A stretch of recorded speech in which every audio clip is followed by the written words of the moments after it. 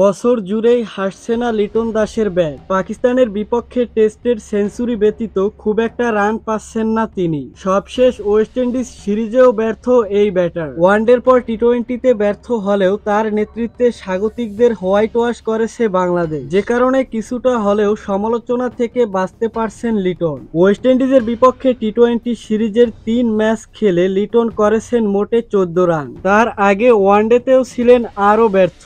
এ অবস্থায় প্রশ্ন উঠছে, কবে হাসবে লিটনের ব্যাট, কবেই বা রান পাবেন তিনি?